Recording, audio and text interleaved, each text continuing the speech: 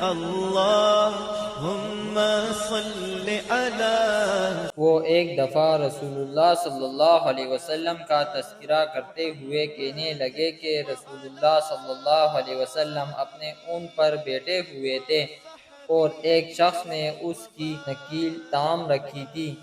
آپ صلی اللہ علیہ وسلم نے پوچھا، آج یہ کون سا دن ہے؟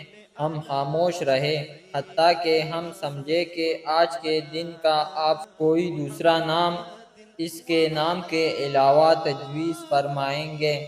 پھر آپ صلی اللہ علیہ وسلم نے فرمایا، کیا آج قربانی کا دن نہیں ہے؟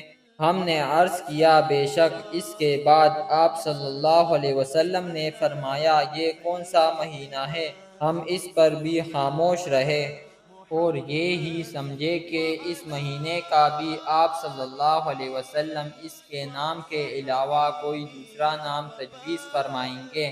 پھر آپ صلی اللہ علیہ وسلم نے فرمایا، کیا یہ ذی الحج کا مہینہ نہیں ہے؟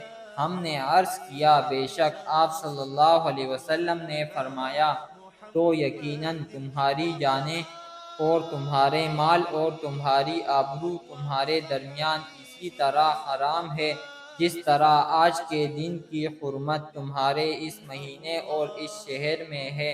پس جو شخص حاضر ہے اسے چاہیے کہ عائب کو یہ بات پہنچا دے، کیونکہ ایسا ممکن ہے کہ جو شخص یہاں موجود ہے وہ ایسے شخص کو یہ خبر پہنچائے جو اس سے زیادہ حدیث کا یاد رکھنے والا ہو۔